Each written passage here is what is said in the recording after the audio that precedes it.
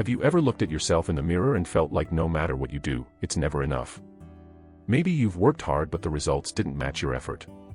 Maybe you've compared yourself to others who seem smarter, stronger, or more successful, and deep down you thought, I'll never be like them. If you've ever felt that way, you're not alone.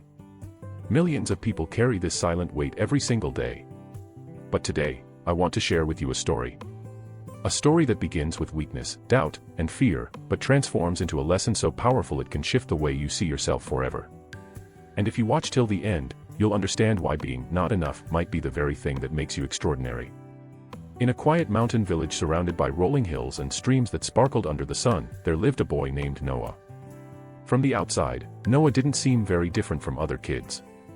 He loved to run through the fields, laugh with friends, and climb trees until his mother called him down for dinner. But unlike the other children, Noah carried a secret. He always felt small, invisible, and not good enough. His older brother, Samuel, was strong and fearless. His sister, Eliza, was brilliant and admired by teachers. Noah, on the other hand, was quiet, shy, and often clumsy. When he tried to help his father in the fields, he dropped tools. When he joined his friends in games, he was always the last to be picked. When he studied, he struggled to understand what others grasped easily. Every night, he whispered to himself, why can't I be like them? Why can't I be enough? His parents loved him, but even their kind words couldn't drown out the echo of comparison that filled Noah's mind. One day, after another disappointing attempt at farm work, Noah sat by the river with his head in his hands. He watched the water rush past the rocks, powerful and unstoppable. He thought, I'll never be like the river. I'm just a small stone, stuck and useless. That was the first time he admitted to himself that he believed he had no real purpose. What Noah didn't know was that his life was about to change in a way he could never imagine. Because sometimes, when we feel most insignificant, life places us in situations that reveal just how powerful we truly are. It happened one summer afternoon. A storm rolled in suddenly, darker and fiercer than anyone in the village had seen before. Heavy rains pounded the earth, and the peaceful river transformed into a roaring flood. The villagers scrambled to protect their homes and animals, but in the chaos, a cry pierced through the thunder. It was Eliza, Noah's sister. She had been gathering herbs near the river when the flood swept her off her feet. Now she clung desperately to a broken tree branch, the raging current threatening to pull her under. The villagers panicked. The river was too wild, the waters too strong. Even Samuel, the bravest of them all, hesitated. Everyone stood frozen on the bank, afraid to jump in. But Noah, quiet, invisible Noah, felt something inside him shift. His fear was still there, but it was joined by something stronger, love for his sister. Without a second thought, he ran toward the water. Before anyone could stop him, he dove into the flood. The river was merciless, tossing him like a leaf. His arms burned, his chest ached, but he fought on. He had spent his life feeling weak, but in that moment, every ounce of doubt fueled his determination. He spotted Eliza clinging to the branch, her eyes wide with terror. With all his strength, he swam to her, grabbed her arm, and shouted over the roar, "Hold on to me." The current tried to drag them both under, but Noah refused to let go. Using every bit of willpower he had, he pushed against the waves, guiding his sister back toward the shore. His lungs screamed for air, his muscles trembled, but he kept going until finally, with one last burst, he shoved Eliza toward Samuel, who pulled her safely onto the bank. Then, exhausted, Noah collapsed against the muddy ground, gasping for breath. For a moment, the world was silent. Then the villagers erupted in cheers. His parents rushed to him, tears streaming down their faces. Eliza clung to him, whispering, "You saved me." And for the first time in his life, Noah didn't feel small. He didn't feel invisible. He didn't feel not enough.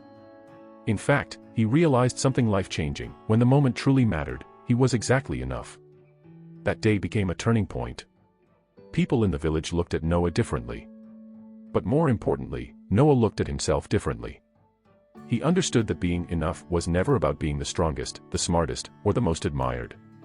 It was about showing up when it mattered. It was about courage, heart, and the willingness to act even when you're scared. And those were qualities Noah had always carried within him, he just hadn't seen them before. But Noah's journey didn't end there. The rescue gave him confidence, but it also awakened a new hunger. He wanted to discover what else he was capable of. So he began to practice, to learn, to push himself beyond what he thought were his limits. He worked with his father in the fields every day, determined to master the tools he once fumbled with. He studied harder, asked more questions, and refused to give up when lessons became difficult. He joined Samuel in his training, running, lifting, and building his strength step by step. Slowly, Noah grew, not just in skill, but in belief.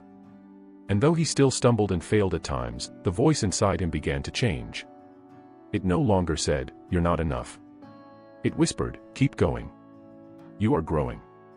Years passed, and Noah became a young man respected by everyone in the village.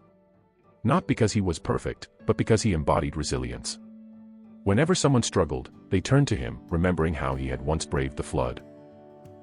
Whenever children doubted themselves, parents told them the story of Noah, the boy who once thought he was nothing, but proved he was everything he needed to be.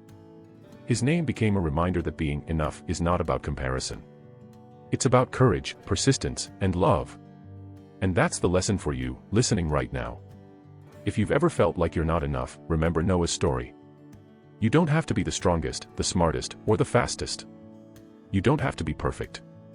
All you have to do is show up, try again, and give your best in the moments that matter. That is what makes you enough. That is what makes you extraordinary. So the next time that little voice tells you, "You're not good enough," answer it with this truth: I may not be perfect, but I am exactly who I need to be. And that is enough. Noah's story doesn't just end as a tale of bravery during a flood. What made his journey unforgettable wasn't a single act of courage, it was the transformation that followed. And this is where the deeper lesson lies for all of us.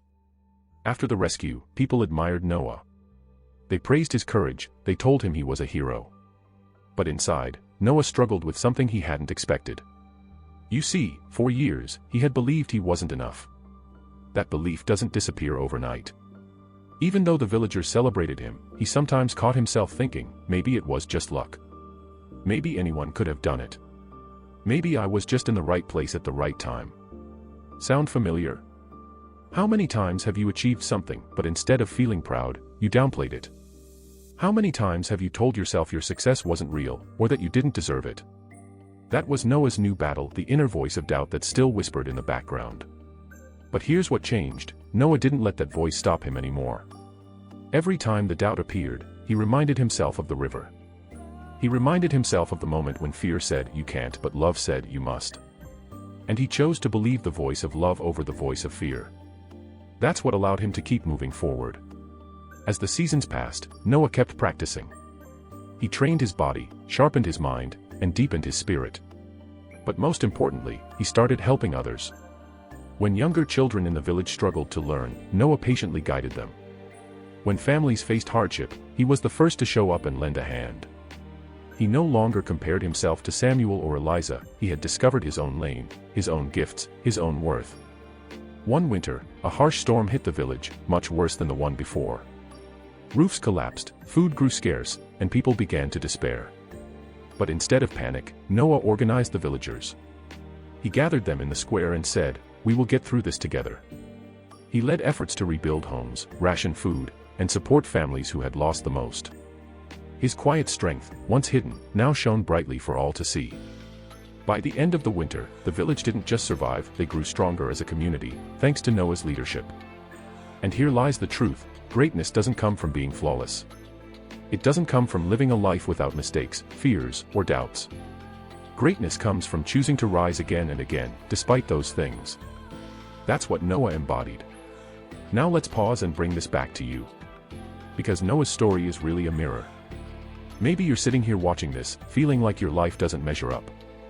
Maybe you see others getting ahead, better jobs, better grades, better looks, better opportunities, and you feel like you're always a step behind. Maybe you've made mistakes in the past and you think those mistakes define you. Maybe you've convinced yourself that you'll never be enough, no matter what you do. But here's the truth I want you to carry from this story: being enough is not about what you have, it's about who you are willing to become. Think about it, Noah wasn't the strongest, the smartest, or the most talented. If life were a competition of gifts, he would have lost. But when the moment came, he discovered courage. He discovered love. He discovered perseverance. And those are things you already have within you too. It's not about being born extraordinary, it's about making ordinary choices with extraordinary courage. So the next time you feel like you're not enough, do what Noah did. Look at the people you love. Look at the dreams you hold. Look at the challenges in front of you. And instead of saying, I can't, try saying, maybe I can. Maybe I'll try. Maybe I'll show up anyway. Because here's the secret, the people who change the world are not the ones who never doubt themselves. They are the ones who keep moving forward even when they do. Years later, Noah grew into a wise man, and people from other villages began to visit him for advice. They didn't come because he was perfect. They came because he understood what it felt like to be small, to feel invisible, to think you're not enough. And because he had lived through those feelings, he could guide others out of them. His story became a beacon for anyone who struggled with self-worth. One evening, sitting by the same river where he had once saved his sister, Noah shared this reflection with a young boy who felt hopeless. When I was your age, I thought being enough meant being like my brother, or my sister, or the heroes in stories. But life taught me something different. Being enough doesn't mean being the best. It means being willing. Willing to try. Willing to fail. Willing to stand back up. And if you can do that, you are already more than enough. Those words are not just for that boy. They're for you. Right now, maybe your life feels messy. Maybe you've made mistakes. Maybe you're carrying shame, regret, or insecurity. But let Noah's story remind you, your value doesn't disappear because of failure. Your worth isn't measured against someone else's success. You don't need to prove yourself by being perfect, you prove yourself by showing up, by trying again, by living with love and courage. So I'll ask you this, what is the river in your life right now? What challenge stands before you, making you feel small? Maybe it's school. Maybe it's your career. Maybe it's your family. Maybe it's simply believing in yourself when no one else does. Whatever your river is, remember, you are capable of swimming through it. Not because you have to be the strongest, but because your heart already carries the courage you need. And when you cross that river, when you face the thing you thought you couldn't, you'll look back and realize, you were enough all along. Because here's the final truth, being enough isn't something you earn someday in the future. It's something you already are, right now. You don't need permission. You don't need perfection. You just need to believe, to act, and to keep going. So when you think you're not enough, remember Noah's story. And remember this, you are stronger than you think, braver than you feel, and more capable than you imagine. And maybe, just maybe, the very fact that you've doubted yourself is proof that you care deeply, that you want to be more, to do more, to give more. That desire itself is a sign of your worth. You are not less. You are not behind. You are not unworthy. You are enough. You always were. You always will be.